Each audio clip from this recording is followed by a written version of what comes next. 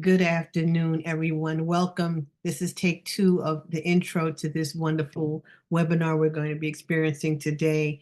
And I have the pleasure of introducing Dr. Lakelyn Eichenberger, PhD. Lovely lady that you see on the screen. She's a gerontologist and a caregiving advocate with Home Instead, an honor company.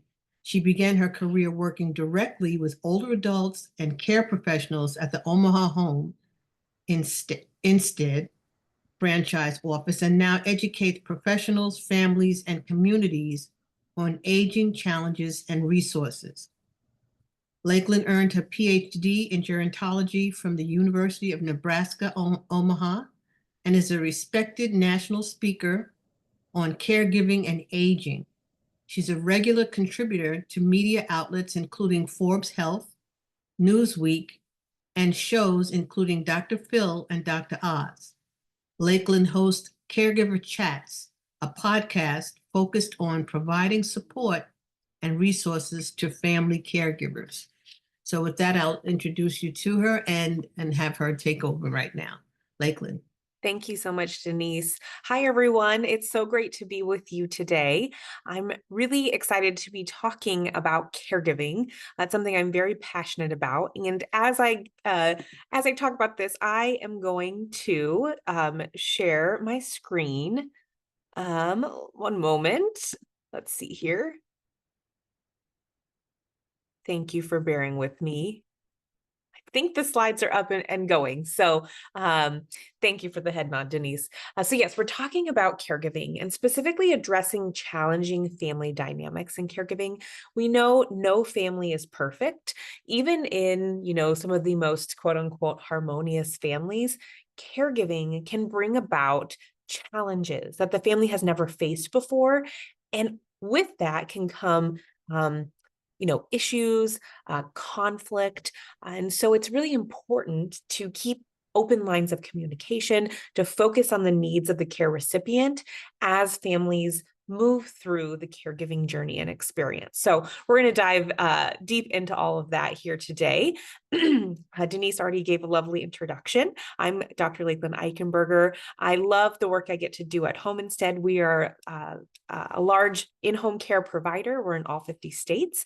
And today, the objectives for the webinar that I'm covering is to really talk about some of the hot button issues that we see that can cause emotional discussions among family members. So we're going to hit on 5 of them, actually. There's many more than that. But for the purposes today, I'm going to talk about some that I see most commonly. We're going to talk about different strategies to navigate those issues and help, again, to focus on what's best for the care recipient. We're going to talk about, tips on how to cope with the demands of caregiving. And then I always love to leave webinar participants with resources and tools. So we'll cover that towards the end as well. But if you didn't know, November is actually National Family Caregiver Month. Former First Lady Rosalynn Carter, she has had been a champion of caregiving throughout her entire life. She passed about a year ago, but she has this beautiful quote, and it's, "There are only 4 kinds of people in the world: those who have been caregivers, those who have who are currently caregivers, those who will be caregivers, and those who will need caregivers." So we're all going to fall into one of those categories over our lifetime. And sometimes we'll fall into that role for multiple family members. Maybe we fall into that sandwich generation of raising our children and caring for an aging parent, but caregiving can take many forms. And on the screen, I have a variety of pictures that depict some of those caregiving relationships and dynamics. So it could be a spouse or partner caring for the other. It could be an adult daughter or son caring for an aging parent. It could be a younger caregiver. We're seeing a growing number of young people caring for an aging parent or grandparent that has maybe complex medical needs. And so, there's this category of youth or kid caregivers that is emerging. We also see long distance caregivers, and we'll talk more about that in just a bit. And then also, you'll sometimes hear professionals as referred to as caregivers. So, the care professionals we employ at Home Instead, sometimes we call them caregivers. Their official title for our organization is care professional. But for the purposes of today, I'm really going to focus in on the family caregiver. And so, again, that family caregiving journey looks very different for everyone, but there are some things that we find from research that is focused on caregiving. So when we look at the family caregiving role, we see that the responsibility falls usually to a primary caregiver, and then there's often secondary caregivers involved. So first, if the person has a spouse or partner, usually that person takes on some of the caring responsibility. But if that person is not available, if the person is a solo ager, we often see adult children stepping up or other family members to take on that caregiving role first. And so that's why you often hear caregiving talked about from the family perspective. Family members are usually the ones to take on that care. But we're finding that the makeup of families, especially here in the United States, it's changing. If you were to look back at the over the years, people had more children. There were more people within a family unit. I always use my family as an example. So my grandma was one of 12 children, and then she had 6 children. And then my parents, so my dad had 4 children himself. And then all of us 4 kids, we at this point have 1 or 2 children. So you can kind of see how families are shrinking in size. And so there are less young people within family units to care for the older members of their family, the older generations. And we're also becoming more of a global society. People are moving away from families or where they grew up. And so on average, at least one adult child lives about 280 miles or more away from an aging parent. And so long distance caregiving can create some additional and unique challenges. So really, we're seeing more changes in family dynamics.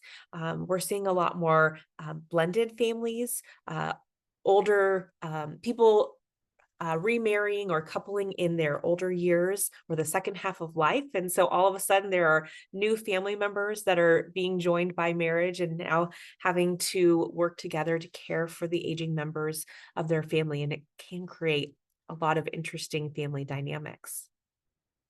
But I think it's also important to recognize that the experience of family caregiving, it can feel very isolating. You can feel very lonely on your journey, like you're the only one going through it. But really, there are millions of family caregivers here in the United States.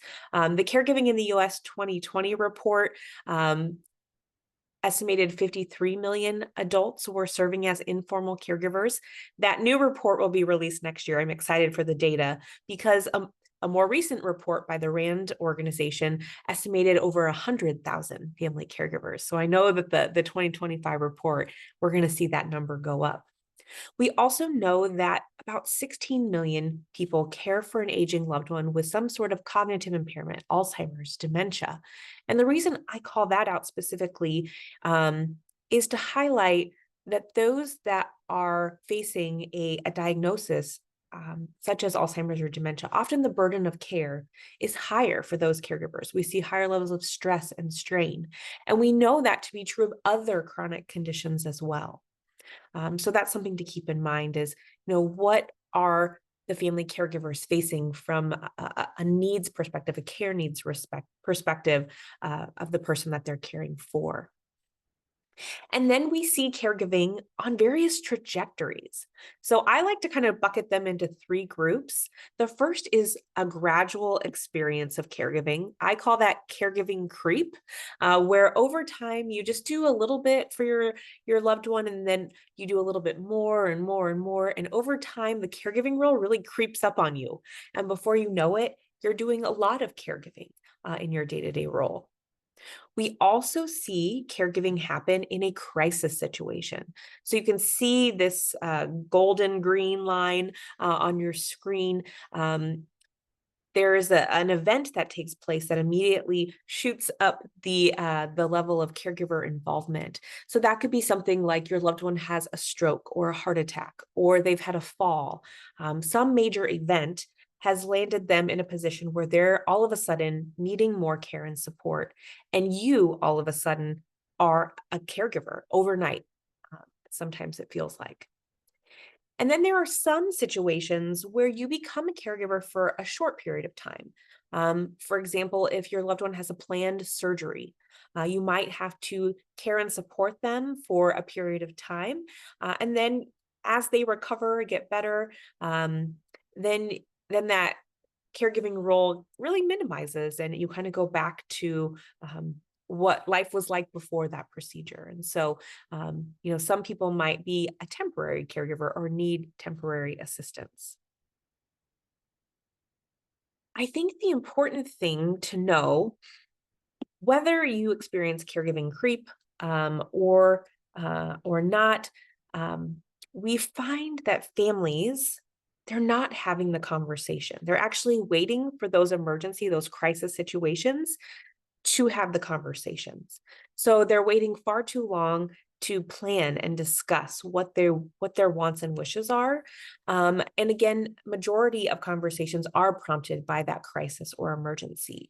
And that's the last thing we want. We want to avoid that because think about it. In an emergency situation, we've all watched those, emergency response shows on TV.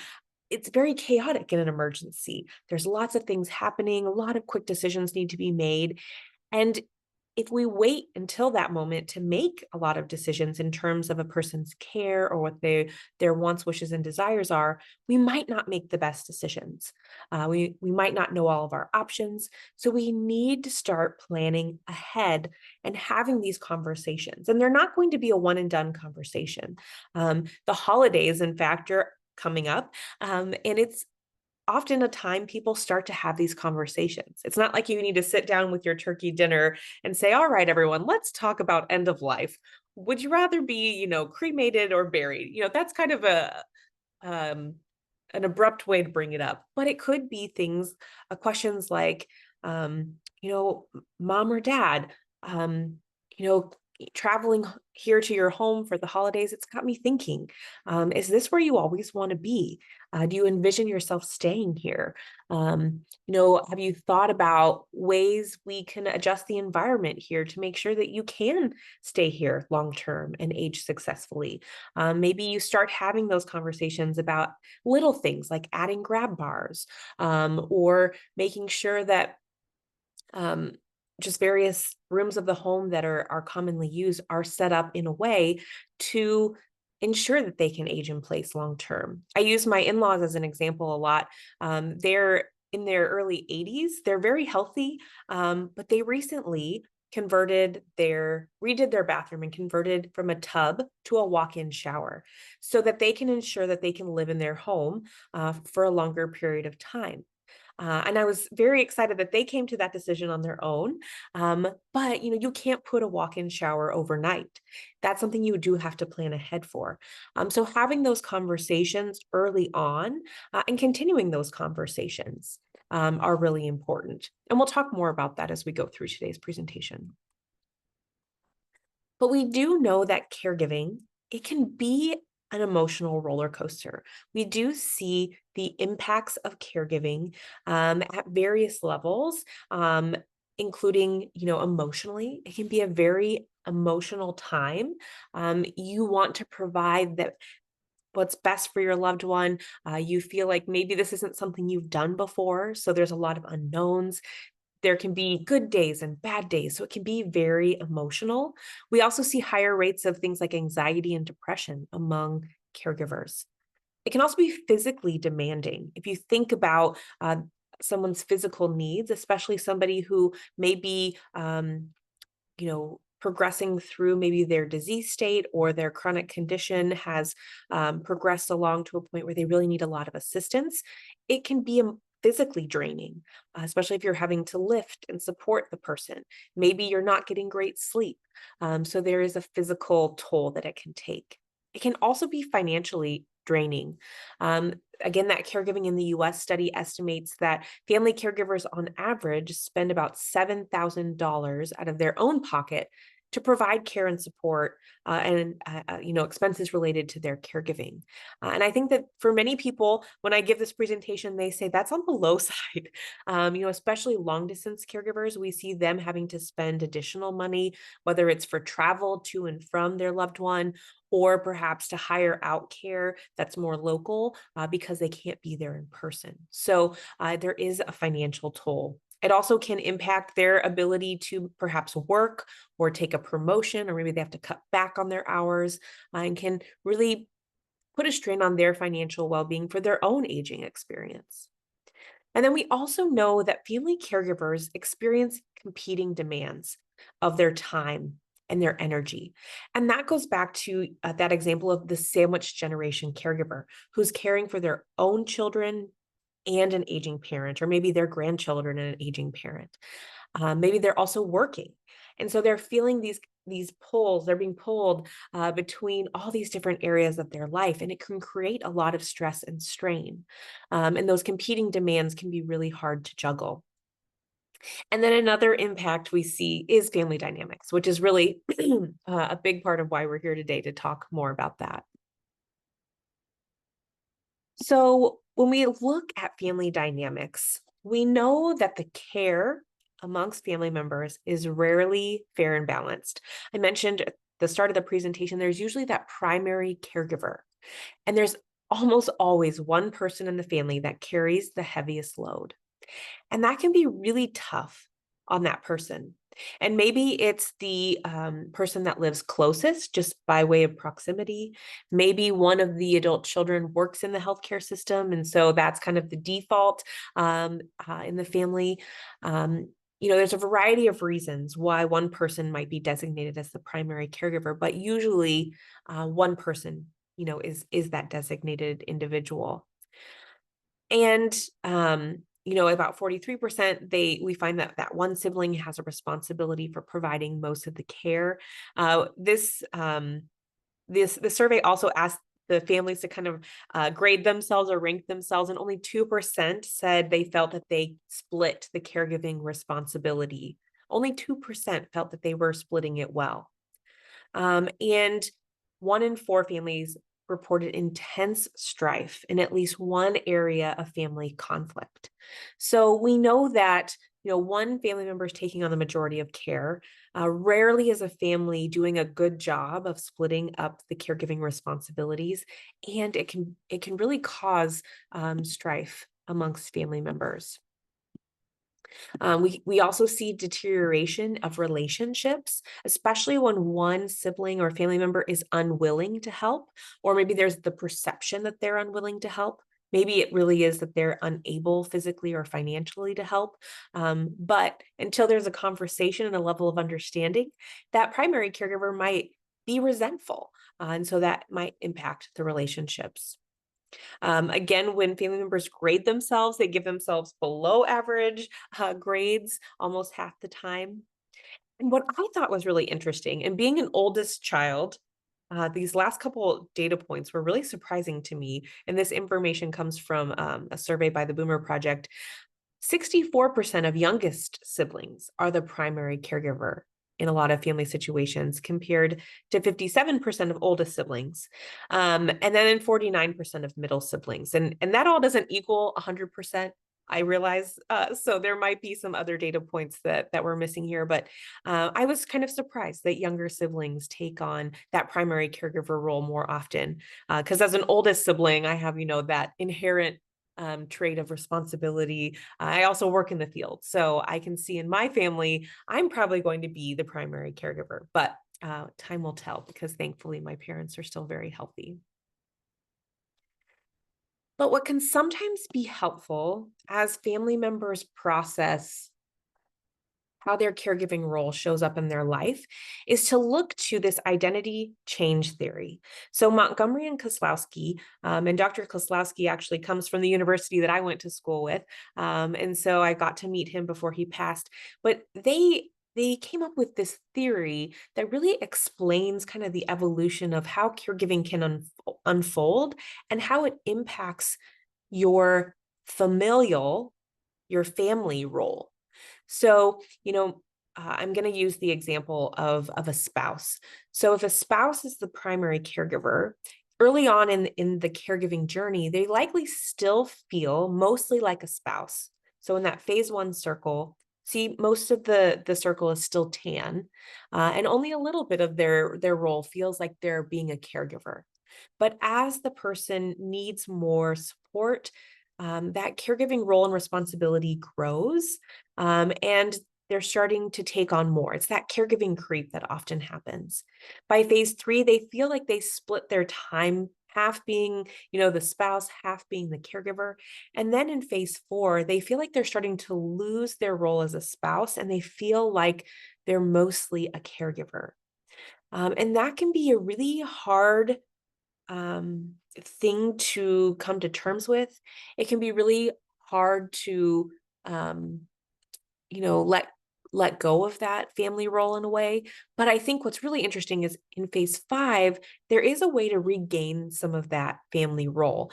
And it's by introducing supports and resources to the caregiver and the caregiving situation. So maybe it's utilizing home care, or maybe it's having a family discussion to distribute more of the responsibilities amongst the family members, allowing that caregiver to have that feeling of being a spouse again. And maybe it is the point where a move to a long-term care facility or care community, pardon me, is the best for the situation. And so once that move is made, perhaps that person regains some of that caregiving, that spouse role. And so sometimes this can be just helpful. I'm a visual learner, so sometimes it can be helpful in processing how caregiving evolves over time. And every caregiving situation is so different. I think that's one of the reasons I really love the work I get to do supporting caregivers is everyone's situation is so different. Everyone's family is different. But if we can understand the role of a caregiver and the supports available, then hopefully we can help caregivers along their journey and make sure that they're getting the supports that they need that are right for their situation. So, when we think about family dynamics, there are so many reasons and factors that can contribute to some of the challenges, the conflict that could arise. I mentioned earlier, sometimes family members have a limited ability or a limited willingness to help and support. I mentioned also that the makeup of families have changed, especially amongst the boomer generation. We have seen more divorce and remarriage. We've seen some people who cohabitate that never officially get married. And so when we think about those individuals as they age and as they need care, it really can make for a very complex situation. I'll never forget a client that I worked with. Her dad lived in an independent living facility. And there was another woman that he kind of took a liking to. And before she knew it, he had moved her in with him.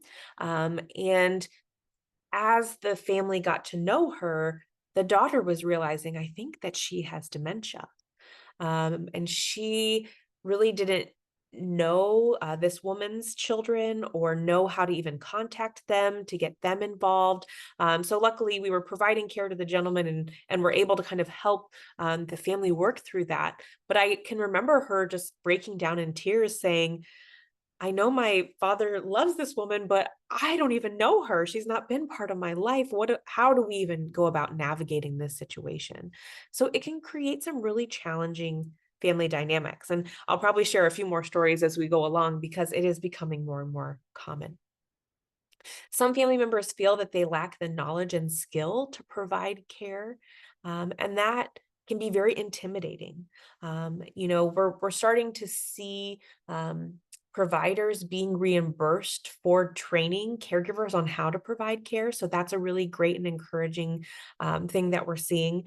But How can we provide support so that caregivers feel equipped to provide the care that they are providing? Also, I already went through those competing demands. We also see communication breakdown, families not communicating, people being misunderstood, lack of transparency. And so that can really lead to a lot of issues. And before you know it, family members might be saying, I don't even know what we're fighting about. And it could have really stemmed back to a communication breakdown. We also know emotions get heightened during these emotional caregiving journeys, and people can say and do things that are hurtful. We also need to acknowledge that there could have been a history of family conflict or an unresolved issue that existed within the family long before caregiving came into the picture. And so, those are some things that we need to think about, work through, and acknowledge. Also, pride and stubbornness. Many individuals that need care, they don't want to be a burden to families. I was having a conversation recently with somebody who remembers that their loved one said, I just don't want to be a burden to my family. And she was quite young when this family member shared that with her. And she said, as I've gotten older, I understand what he meant by that. He did not want his family to have to worry about him. And so sometimes we see that come out in pride and stubbornness. We also in the United States have a very deep sense of independence and a desire to remain independent. And so, again, that can come out as pride or stubbornness and can lead to conflict and some headbutting. Also, sometimes our loved ones have difficult or toxic personalities, or we know, some may be struggling with various mental health conditions. And so we need to keep those things in mind as well. Within families, there can also be favoritism and preference. Some families, there may have been a golden child or favorite child, and that could have kind of created tension for a long time. And now care is coming into play. And maybe there's one sibling that really is equipped to provide care, but the older person wants their favorite child to provide care. And that can create a lot of tension. So we have to think about that. Also, there can be cultural and generational differences that can create some tension. And then often caregivers can feel underappreciated at times. And so that can come out maybe in hurtful words or the cold shoulder or resentment. And so, again, these are all things that we have to keep in mind. Lakelyn, Mhm. we have a Yeah. question, I believe, from Keith Please. Booth. He says, Yes. what were the family dynamics prior to the need for caregiving? The history, okay, the history of conflict. Let me just take a peek at that question so I make sure that I got it. Yeah, so an example of that, maybe I could provide a number of examples. One could be maybe there has always been two personalities within the family that really never saw eye to eye. Since the election just happened, maybe it's a politics-based conflict. One sees things one way, another sees things the other way, and every time they get together, there's conflict, and so maybe that conflict, continues. Maybe there has been a history of even something like abuse within the family. And so maybe it was resolved back then, but now that care is needed, elements of that could come back into play. Or maybe there is a parent who was always very harsh and critical of their child as they've grown up, and now they're an adult, and that older person is needing care and being very critical of the care that they're providing, and can provide some and can result in some conflict. So I hope that kind of gives you some examples of what that could be. I mean, there could be a number of other examples as well, but that conflict could maybe continue into the caregiving journey, or perhaps maybe it comes about again, because maybe the individual that needs care now has a cognitive impairment or dementia, and they're bringing up old stories or topics that they're not really realizing because of the cognitive impairment that it was hurtful back then, and maybe it stirs up some hurtful emotions now. So I hope that that's helpful in maybe explaining that a little more. And thank you for your questions. And Denise, please feel free to interrupt me as we go if more questions come in. I love this. Okay, so we're going to first talk about some of the outcomes of conflict. So I think what's important to think about is if this conflict is existing, we need to address it because there can be outcomes of the conflict that can have negative impacts. Some of which are, the needs of the care recipient might go unmet. And that could be because of something like the family not being able to make a decision. And maybe the person is needing care and there's so much conflict, nobody can decide on what home health company or what home care or what community we need to move them to. And so that person is not getting the care that they need. And at times it can unintentionally even lead to some abuse and neglect of that individual, which is absolutely the last thing that we want. It can lead to that resentment. I feel like I've covered that already. We also see it sometimes also result in severed relationships. A family member getting so upset and just walking away from the family situation altogether. Also, we can see it show up in terms of regret and guilt. And then in some extreme situations, it could even result in legal action or the authorities having to get involved. And so again, if we keep our focus on what is the best outcome for the care recipient, the person that's needing care, that will hopefully help get everyone on the same page and able to move forward. So we're going to turn now to those 5 hot button issues that I talked about, or that I talked about covering. Again, there's so many issues. This presentation could probably be 3 hours long and we still wouldn't cover it all. So we'll hit these top 5. And then when we get to the end I'll leave time for Q&A. And if anyone wanted to dive deeper into any of the other topics or bring up a new one, we can certainly do that. So often I see families have disagreements around the topic of health, the person's healthcare needs, the nature of what they have been diagnosed with, or the seriousness. I see this happen a lot in dementia, situations that involve dementia or Alzheimer's.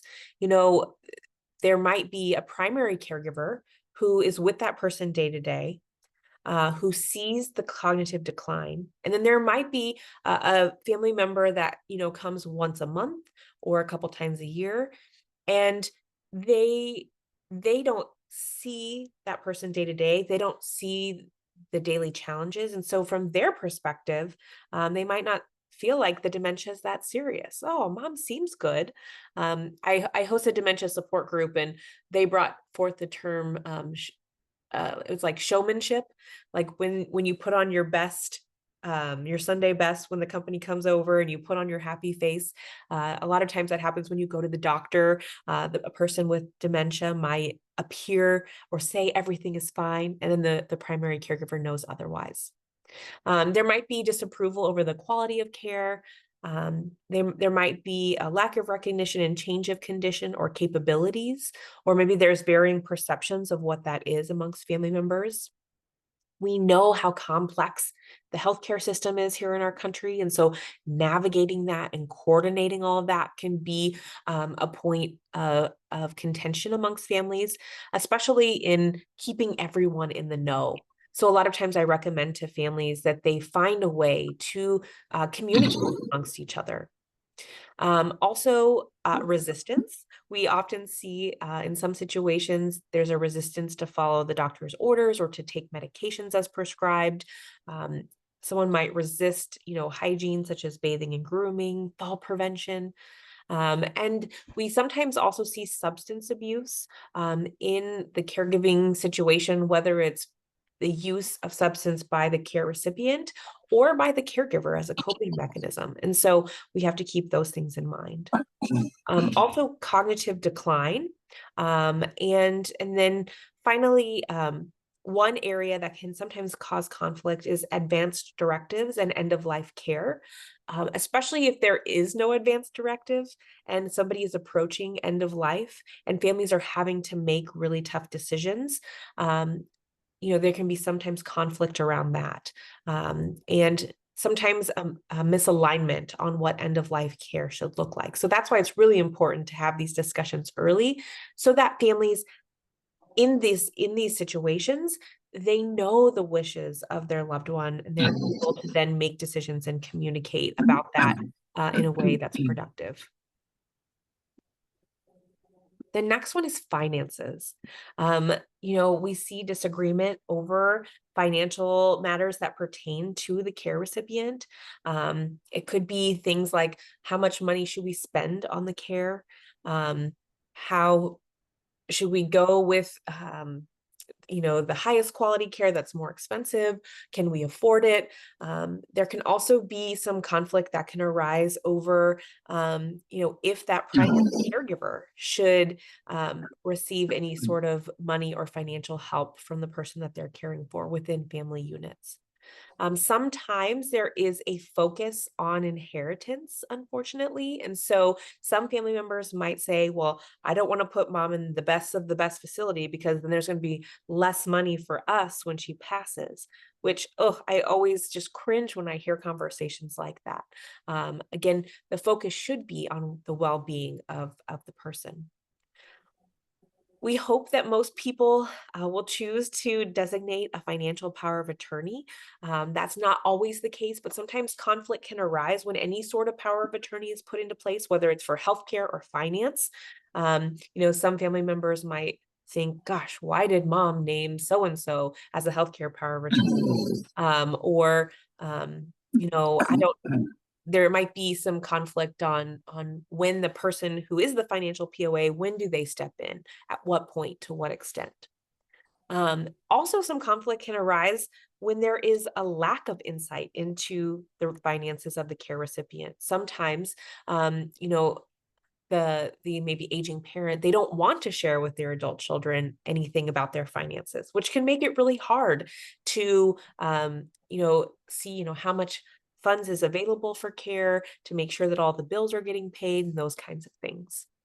Excuse me, I'm sorry to interrupt. MS, we only know for your initials. Could you please mute your mic? We can hear you. Oh, thank you. Okay. Thank you. Okay, and then sometimes there's also a misconception around the payment of services for care, or the people underestimate maybe the cost of care. Maybe they don't know all of the options to pay for care. And so sometimes the family just needs to kind of sit down, dig through, what's available, what might the person qualify for, and those kinds of things. And that's where it can be helpful to seek professional guidance, whether it's a financial professional, whether it's someone maybe in social work, maybe at the hospital that they're being discharged from, or in their care setting, to help kind of uncover options for finances. So that's number 2. Number 3 is independence. I've talked about this a little bit, but we want to hang on to our independence as long as possible, and we don't want to be a burden on our family. I see this show up a lot in the driving conversation. There's often disagreement amongst family members on when and if a person should stop driving. They might be challenged by how to have the conversation, who in the family is the one that needs to have the conversation. And often there's a lack of plan, like a lack of an action plan if transportation has to be taken away. And so that can create some conflict. We also can see this in the living environment. Somebody might be challenged with keeping up with household tasks, but they might be resistant to having help or care come in to support them. And so that's where we can see some challenges arise. That resistance to care and support, that's a big one. I see family caregivers struggling with that a lot.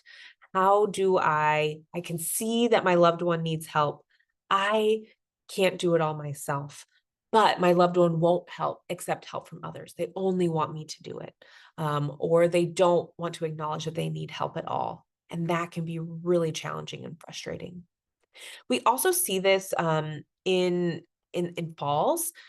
People often have a fear of falling, But they also have a fear that if they report a fall or they tell a family member about a fall, then they're going to spring into action, move them out of the house, overreact. And so even if they do fall, often they're not going to tell anyone. And we know that if a person falls, they're 3 times as likely to fall again. And so I think that that's important to acknowledge because we want to create an open environment of communication where families can have discussions and bring up these concerns. Hey, how do you feel about falling? Have Is there anything in the home that you think would that you need us to fix, or maybe a grab bar to make your environment safer that could prevent a fall in the future? And sometimes people are unwilling to take action to reduce their risk of falls. That's one that I hear a lot. Mom will not use her walker. I'm just going to wait until there's a fall and then we'll address it. That also makes my heart hurt to hear that because we want to be proactive. And I think sometimes when we have these conversations, if we can start with the goal of the care recipient, ask them, what are your goals around this? What are your thoughts around things like falls? Or you can use storytelling a lot as a way to start the conversation. Oh, mom, the other day my friend so and so, her mom fell, and it got me thinking. What would happen for us if that were to happen? Or have you thought about it? Have you had any experiences where you've almost fell? Are there things we can do around the house to make the situation or to make the environment a safer place for you to be? But I think that there's also, especially for an older adult that is of sound mind, that doesn't have cognitive decline, they're still an adult. And as a gerontologist, I feel very passionate about, making sure that we're respecting older adults, maintaining their dignity. And so there is that fine line of balancing their safety with also balancing their desire to be independent, their dignity. So there's this term called dignity and risk, and it's navigating that balance between keeping a person safe and preserving their dignity. And that's a big gray area. I don't have the exact answer for that, but we know that a lot of families are challenged with that. How do I keep my loved ones safe, but yet honor their desire to be independent? Okay, number 4 is distance. And I left it as just distance. For a while, I had it long distance, but then I changed the slide because close distance, as in living together with somebody who needs care, can also create a lot of challenges. So I changed it just to distance so I could capture both. So for long distance caregivers, those out of town family members, they might feel left out. Um, of the caregiving situation. They might feel out of touch with what's really going on. They might also be perceived as meddlers. So, they might be viewed as, oh gosh, my sister only comes into town once a year. And when she does, she stirs the pot, or she thinks she has all the answers. And here we are day to day here with mom or dad. We really know what's going on. So you might have that perception of meddling. And when the long distance caregiver does come, they might not have the whole picture of what's really going on. And I remember a client that I worked with, that very situation was happening. The adult daughter lived with the father locally, was, helping with his day-to-day care. And the brother would come maybe once every other month. And when he did come, her dad he would put his best foot forward. They would go out to eat. And the son was, saying things like, oh gosh, well, I think he can live on his own. He does great when he's out with me. And the daughter was so frustrated because she saw the day-to-day struggles. And she would say things like, well, yes, he looks spiffy. And that's because I helped him get dressed and out the door that day to go out to lunch with you. So sometimes in family dynamics, it can be helpful if this is occurring for that long distance caregiver to come in and spend a few days with the care recipient while the primary caregiver takes a break. And then often those out-of-town family members really get a sense for the day-to-day needs and start to see some of the change that has occurred. But also long distance caregivers can find ways to help from afar. Maybe they can take on some of paying of the bills. Maybe they do an Amazon order that arrives or the online grocery shopping. Maybe it's just, making social phone calls to the care recipient to give the primary caregiver a little break during the day. So if families can work together to find ways to incorporate them in a way that helps the situation instead of hurts the situation, that can be helpful. And then on the flip side, living in close quarters can also take a toll. You're on 24/7. Often you're having to balance your caregiving with your other responsibilities. And then there can also be an issue of privacy. You feel like you never can get a moment alone. So, things like creating rooms of the house that are designated for individuals to have their privacy, or, making kind of a standing rule of, Sunday afternoon or evenings, I am going to dedicate to only spending time with my kids, and I'm going to find someone else to come and be with my mom or dad so that I can get that time away that I need. All right, so the fifth one is boundaries. Ooh, this is another hot topic that we could talk about for a long time. But boundaries, they really are key to every relationship that we have, not just for caregivers. But the thing about boundaries is that they're good for both parties. Oftentimes caregivers give up so much to accommodate the care of the care recipient. They want to make sure that they're meeting all of the care recipient's needs, but sometimes they do that at the expense of their own needs. And sometimes the care recipient needs to acknowledge just how much the caregiver has given up to be in that caregiving role. And so sometimes they need to meet the caregiver halfway. For example, one small example of this could be, maybe the care recipient, they have a very, regimented morning routine, which in some cases, like in Alzheimer's and dementia, having a set routine is a good thing. So I'm going to leave that out of this example. But maybe the care recipient can change up their morning routine to accommodate a little more of the caregiver's needs. But the only way that that boundary can be found and is open through open communication. So there needs to be some discussion there.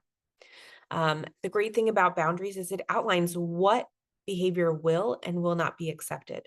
So sometimes the caregiver, the primary caregiver, needs to check in with themselves and think through, okay, where is the hard line that I am not going to cross? Maybe in some cases, maybe it's an adult son who's caring for their mom, and his hard line is, I'm not giving my mom a shower. That's awkward. I don't want to put her in an awkward situation. I don't feel comfortable. So that's my boundary, and I'm going to hire that out. I'm going to find a care professional locally that can do that. So setting those boundaries, those clear boundaries, can help you kind of navigate when it's time to seek outside help and assistance. And it can also be helpful to differentiate between needs and wants, because often we as caregivers, we want to provide for all that the care recipient wants and needs, but sometimes that takes us to the point of burnout. So sometimes if you're feeling like, okay, I'm at burnout phase, evaluating what are the needs of my loved one and making sure I meet those needs. But are there any of the wants that maybe I can put on pause right now or do every other day instead of every single day, so that I can create that boundary and get a little break or time away. It can also help to rank priorities for both parties of what's important. But I think one of the benefits of boundary setting is that it can help preserve energy and capacity of the caregiver so that they can continue in the caregiving role. Because for some, it is a marathon, not a sprint. That caregiver creep or that crisis that turns into long-term caregiving, it can be years and even decades. And so caregivers need to think about if I'm going to be doing this for a long time, what boundaries do I need to put in place early? Or even if you are years into caregiving, are there new boundary expectations that we can set so that this is a sustainable situation for all of us? Okay, so navigating the conflict, hosting regular meetings or keeping those open lines of communication can be really helpful. Again, focusing on the needs of the care recipient and making sure that everyone's aligned on those also can go a really long way in resolving or preventing conflict. You also should try to involve the individual, that the care recipient, so that people understand, okay, what are their goals and their wishes? And then just call out and recognize, hey, in our family, we all probably see this from different angles. And that's not always a bad thing. It's good to have varying perspectives and to share that. But also okay to acknowledge that maybe we're not going to see eye to eye on every issue. But again, if we have the well being of our loved one as our kind of grounding point, then we'll hopefully make the best decisions for everyone. Again, communication, communication, communication. I don't think I can say that enough. But also, what can be helpful is to define roles and responsibilities and to play on the strengths of the family members involved. So, yes, you might have the primary caregiver, but what can the secondary caregivers, the other family members, do to contribute to the caregiving situation in a way that is meaningful to them? And sometimes I use my family as an example. I would likely maybe be the primary caregiver doing the day-to-day care needs. But my brother, for example, while he's not probably the most caring and hands-on kind of care person, he is really, he majored in finance. He's very handy. So maybe those are things that could be delegated to him. The paying of all the bills, the management of the household if anything breaks, needs fixing, maybe the lawn care he could do. We have another sister who is in healthcare. So maybe she's the one that goes to all of the healthcare appointments and comes over each week to set up the MediSet. And then we have a sister that lives in New York and is long distance. And she is naturally a social butterfly. She calls my mom and dad every day to check in. And so we would need to find ways that she could contribute. And maybe it is making those daily phone calls and then coming to visit a few times a year to give us all a break. Maybe she takes on some of the ordering. She is an Amazon genius. She can find anything on Amazon. So maybe she would take on some of those things from a distance. So what are the strengths of the people in the family? Can you play on those strengths? Or do you need to just ask specific requests of certain family members? A lot of times people want to help, but they don't know how. And so if the primary caregiver can outline some things that family members can help with and be very specific in the ask, people might feel more comfortable, or they might think, oh, that's what you need help with. Okay, I'm going to jump in.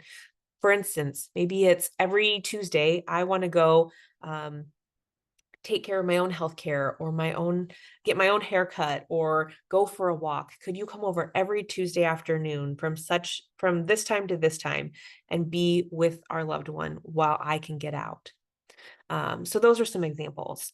Setting boundaries, we talked about that already, but also accepting and utilizing outside resources. So as a family, maybe you decide, okay, we need to bring in a home care company, or maybe we need to hire something out within mom and dad's home. So utilizing outside resources can help in some of these situations. And talking through all of those as a family can be helpful. And then also be flexible. Understand that with caregiving, things can change and they can change rapidly. And so that's why continuing to have regular meetings is important because the needs of that person is likely going to change over time. And so you'll need to, as a family, kind of adjust as you go along. And then sometimes when conflict arises, sometimes there's a need to let go of old grievances or coming to a point where everyone agrees to disagree but move forward. Or sometimes we just need to choose to let go and let bygones be bygones, or ask for forgiveness and move forward. And so sometimes that can be helpful. I know it's not always the case, but sometimes that can help everyone regroup and move forward. So again, this is just a checklist for a family meeting. You want to set a clear purpose, identify the needs of the care recipient, prioritize those needs, research the options. I know within this organization, there's likely some great resources that you can connect with, reaching out to your local area agency on aging if you're caring for an older individual. Just researching what is in the area and make decisions together. Divide that workload, figure out what people's strengths are, and try to plan ahead as much as possible. Try to have those conversations, but be flexible. I talk a lot about having a plan A, a plan B, and a plan C, because none of us have a crystal ball. So for most people, plan A is to stay at home as long as possible.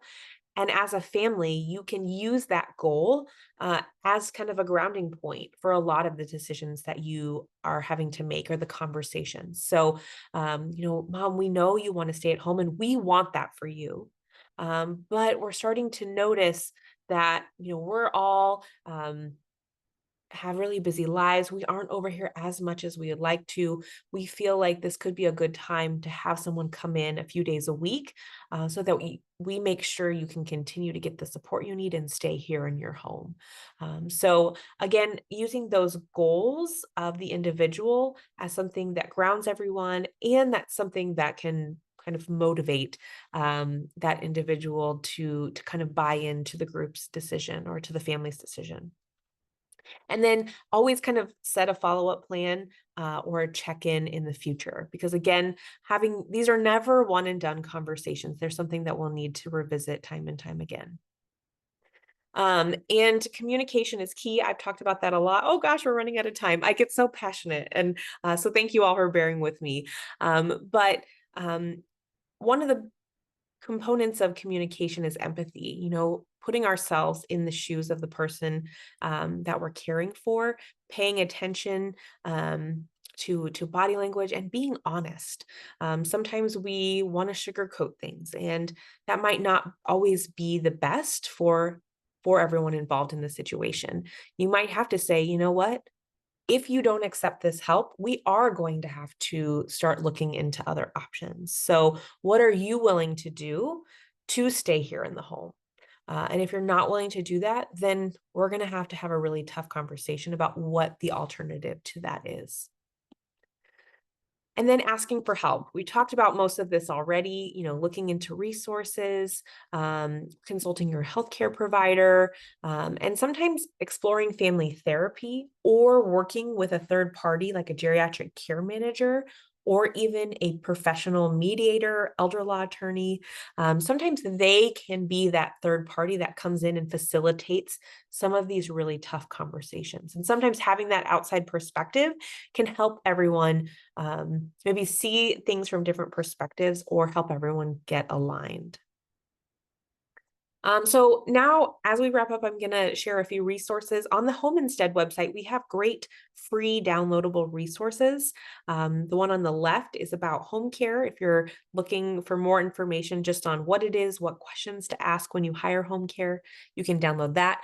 There's a home safety checklist that goes room by room through the home that is very helpful for home safety tips. And then the Action Plan for Successful Aging walks through a lot of the important categories that families are making decisions in, like where a person lives, healthcare, a lot of the topics that we covered today. I don't know why this is coming one by one, but I also host a podcast, as Denise mentioned in my intro, and I cover some a very similar topic to this on the podcast, but also there's a great one on how boundaries make caregiving easier. Highly suggest that you go out and listen to that. You can subscribe and follow that podcast for more resources. And in the I think maybe 30 seconds we have left, I will just peek in the chat here, and I'm happy to share my slides, Denise and Shauna. If people would like copies, I can send you a PDF and we can get that out to folks, because I do have some clickable links on there that might be helpful for for people as they navigate the challenges of caregiving. But I hope that some of the resources and information we shared here today can be helpful. I think that no family is perfect, no caregiver is perfect. There will be challenges, but hopefully you can start to have conversations and continue to have them to align the family and to work towards the goals of that individual. And so again, hopefully that can be the grounding, kind of centering goal of the family is the goal of the individual. So with that, I want to say thank you. It is National Family Caregiver Month, though. So if you are caregiving personally, professionally, thank you for all you're doing. And thank you for having me. I really enjoyed the opportunity to talk on this topic. It really fills my bucket. So Denise and Shauna, thank you so much. And thank you, Dr. Eichenberger, for your knowledge and also the insight and examples that you have shared with the group. This conversation will continue. We will be posting it on our social media channels and sharing it on our website for continue viewing of the presentation. Dr. Eichenberger also said that she will be sharing her slides, which is tremendous. So on behalf of Ribbon, our co-executive directors, Linda Scruggs and Vanessa Johnson, we want to say thank you, and we hope to bring you back for other conversations. I would love that. Excellent presentation. Thank you. Oh, and lastly, there is an evaluation link in the chat box. If you can click on it and answer just a few questions, we'll be most appreciative of it. Thank you. Bye. Thank you for having me. Mm-hmm.